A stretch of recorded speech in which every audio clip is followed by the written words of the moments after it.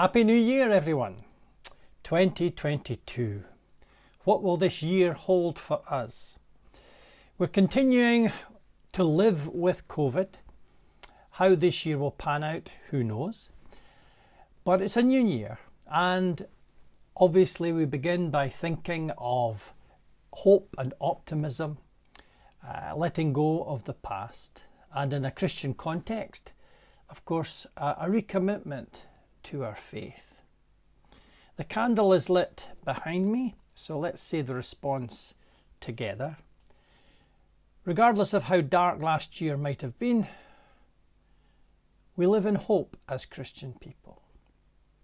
We've just celebrated Christmas, and now we're coming into a new year.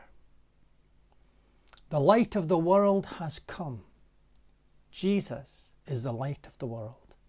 The light shines in the darkness. The darkness will never overcome it. Amen.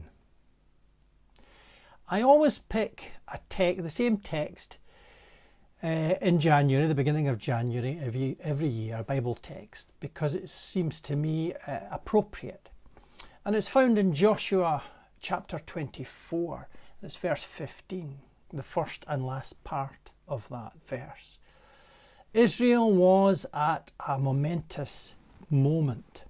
It was a crucial part of their history, what was going to happen next. And Joshua, who has taken over from Moses, presents this challenge to the people of Israel. Choose you this day whom you will serve. As for me and my house, we will serve the Lord. Choose you this day whom you will serve. As for me and my house, we will serve the Lord. All of us serve someone or something, whether we're religious or not, believers or not. It might be some principle, it might even be ourselves, that we work for ourselves. We feel there is no purpose or meaning, so we've got to make the best of it. Or it may be some association or organisation we're a part of, that our service and our dedication of our lives is to that because it's a worthwhile cause. For Christians, the foremost pledge is to follow Jesus. In fact, the three most important words to me in the whole of the Bible are the words of Jesus. Come, follow me. Come, follow me. When I was younger, I was in the Boys Brigade. I began in the Life Boys, and I had that old-fashioned uniform that they used to have in these days. But I remember in the church that I went to, there was a picture of a life boy and a figure of Jesus, and that has always been in my mind. It struck me at a very early age. Now, of course, the painting was a wee bit naff because it portrays Jesus with long fair hair, blue eyes, as though he's some kind of Nordic prophet. And of course he wasn't. He was from the Middle East. He was Jewish.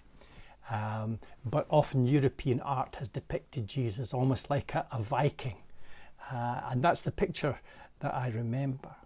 But nonetheless, it wasn't until I was 18 that I made a decision for myself to follow Jesus. I had left the church as soon as I could because I was with a group of people. We went to the Boys Brigade, we went to Bible class together, but then once we got a bit rebellious in our teens, we all left together because we found church boring.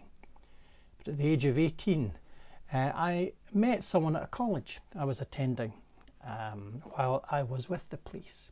It was a day release. He was a Christian, and he shared with me what the gospel meant. And of course, I had left the church not really understanding that. And it was like a light bulb moment. And I was converted. And that has transformed my life. Come, follow me, is what Jesus said. So far, so good. And in so many ways, we can realise that Jesus is the revelation of what God is like, but he's also an inspiration on how we are to follow God's path. But what happens if our faith goes dim? If the light starts to dim? if we're struggling. FTT is failure to thrive. It's a syndrome, apparently. Failure to thrive. And that can happen to Christians as well. That in our faith journey, we fail to thrive.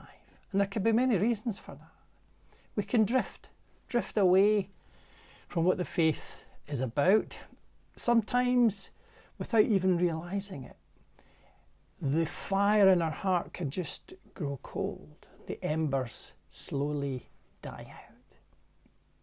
Or we can be filled with doubt. We can struggle with what this faith actually means and not sure if we believe it anymore. So failure to thrive is common even amongst committed Christians. And I have my days where I'm not thriving. Many days, in fact. Because life and faith is a journey. And on that journey, there are difficult moments. There are dark valleys. It's difficult terrain to traverse. And we can struggle.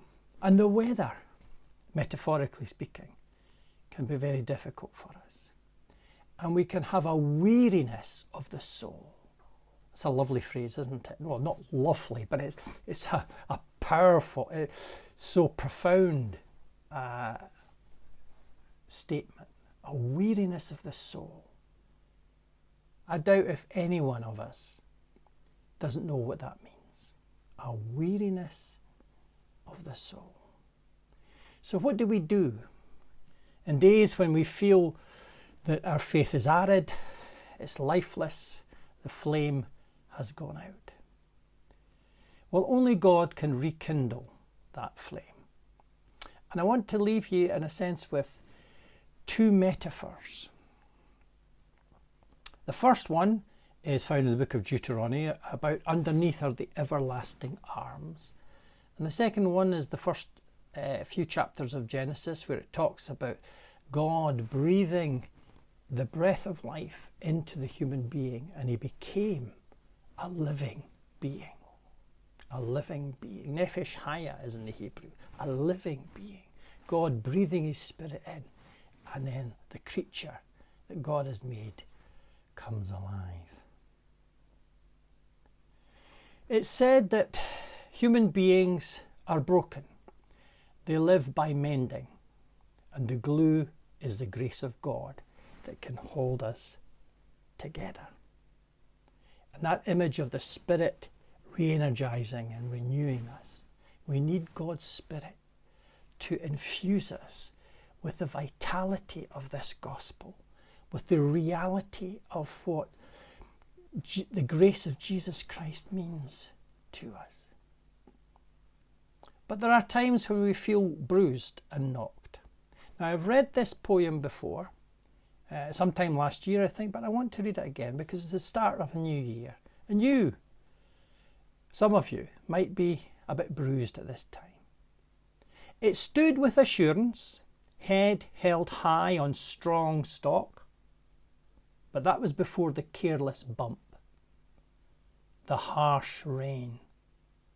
Now it's bruised, bent, weakened. It seeks gentle fingers to straighten, not to break. It needs a firm touch to heal, not to hurt. Tender power, soft strength. Is there such a hand? Yes, there is. God's hand. And as a result of that promise, here's something else to think about. Do not pray for easy lives. Pray to be stronger people. Do not pray for tasks equal to your powers. Pray for powers equal to your tasks. Then the doing of your work will be no miracle, but you yourself will be a miracle. Every day you shall wonder at yourself, at the richness of life which has come to you by the grace of God. My friends, I do not take your support for these reflections lightly. I am greatly honoured. Thank you for this past year, for your messages of support. I don't respond to them personally. I'm not on Facebook, but I appreciate the messages that have been left, and I am aware of them. This coming year, let's continue the journey together. Thank you for watching and listening. God be with you all. Amen.